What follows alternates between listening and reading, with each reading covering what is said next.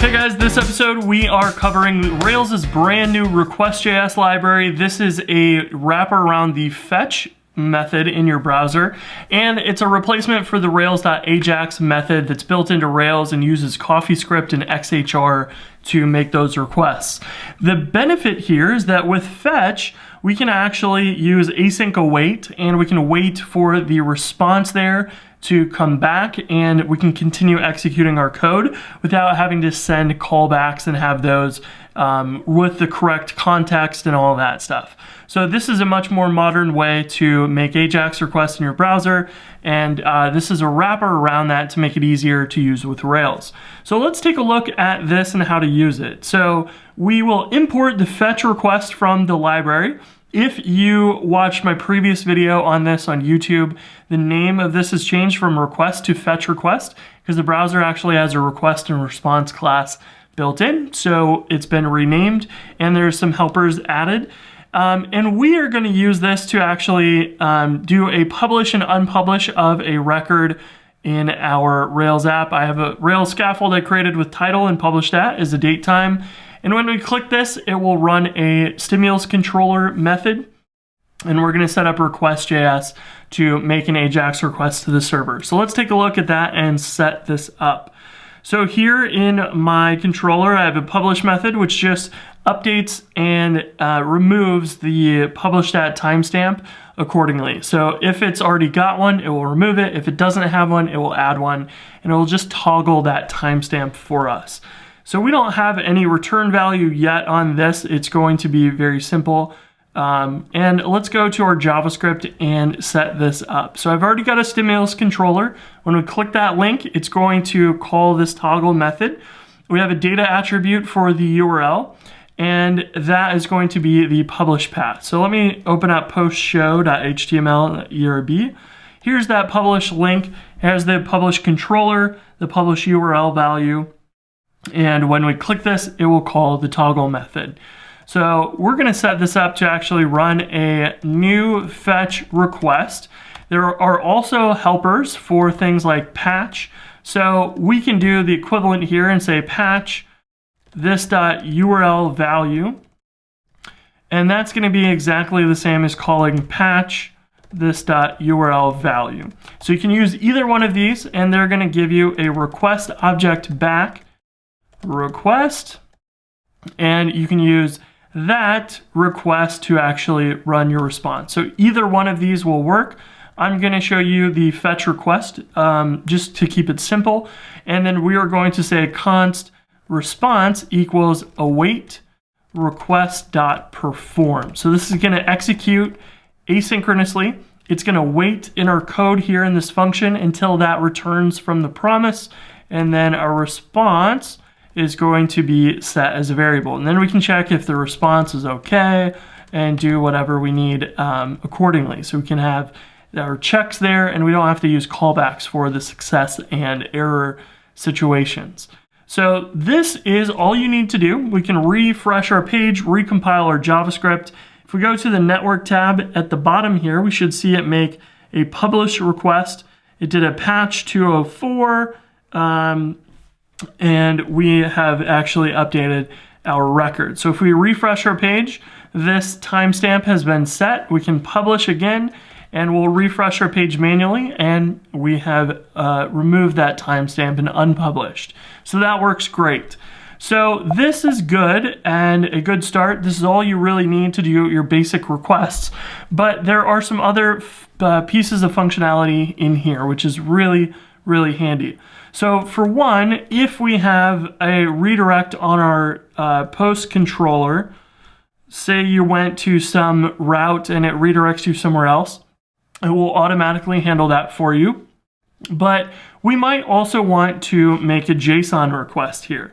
And so one of the arguments that we can pass in here in the options is a response kind. And we can say we want JSON back.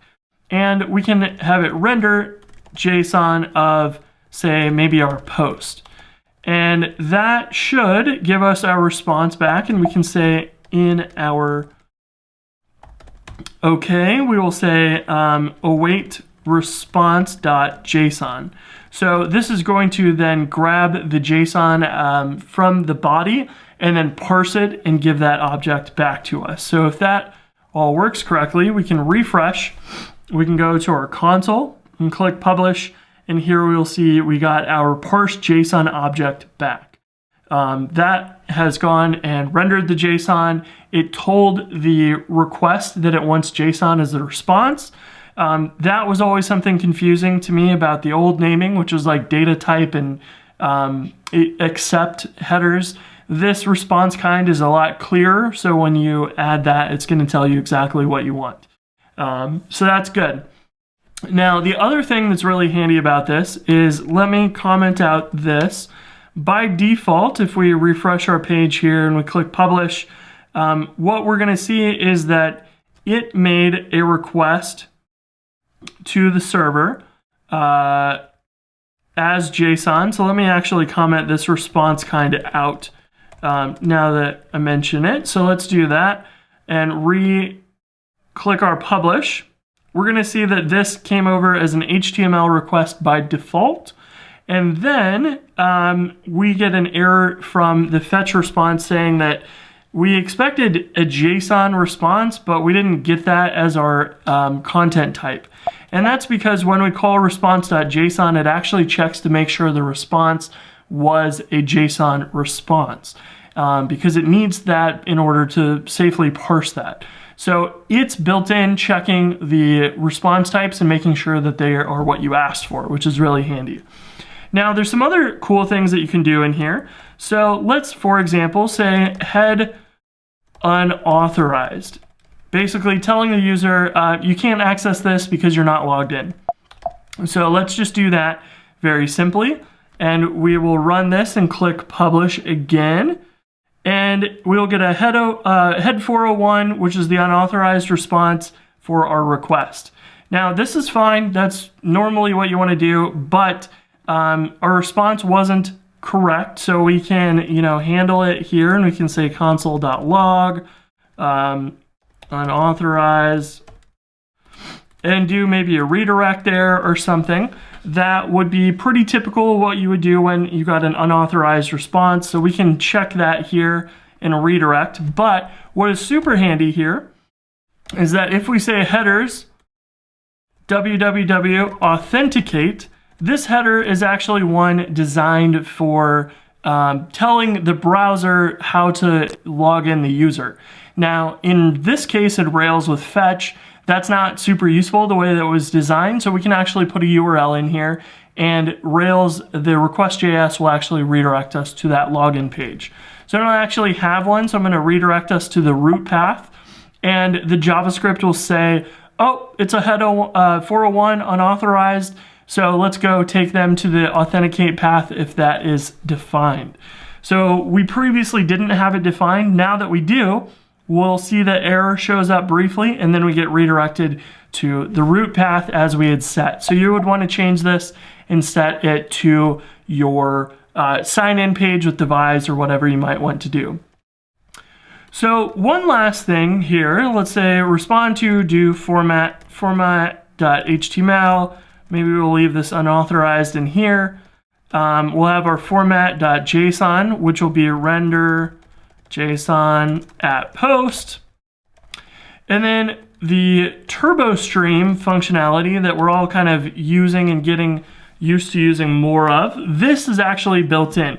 So what's interesting about turbo stream responses is they're HTML snippets that we need to insert into the browser. And I've actually updated the library to handle this automatically for you. In order to do that, the window.turbo variable needs to be set. So in a future version of Turbo, this will automatically be set for you. But for now, you'll have to make sure that this is assigned manually. But if you do that and you set a turbo stream response, this will automatically be inserted into the browser. So for example, we can say render turbo stream, update published, and we will have our at post.published at. So in my show for this, we have a ID of published here, and we display the published at timestamp. What will happen now is the TurboStream event is going to render a change to this, and when it gets inserted into the browser, it will automatically update the page. So we can click the link and see that change immediately. So let's refresh our page with the latest JavaScript. Go to show, click publish, and we are getting our head unauthorized response. So what we need to do in order to make this actually get a response for TurboStream, we say response kind inside the options, and we say TurboStream.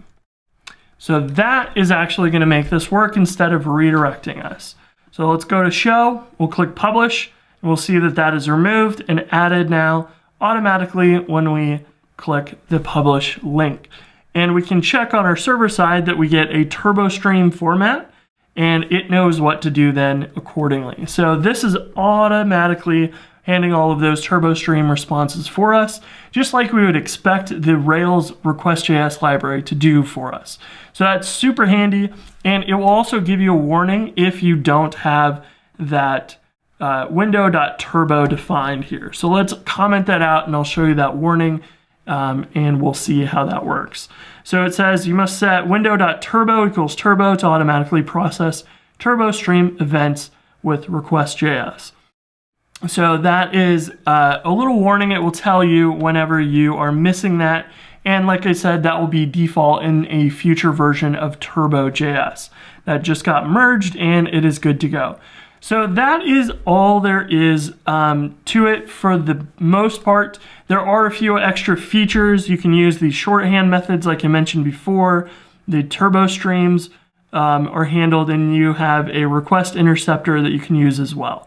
So that is the current state of Request.js. It's really exciting. I am super impressed with this. It's going to be really handy to use with Turbo and Hotwire applications. And it's just going to be a really nice modern JavaScript version of the old Rails.ajax that we all know and love. So that is it for this episode. I hope you enjoy it, and I will probably be talking more about this in the near future. That's it for this episode. I'll talk to you later. Peace.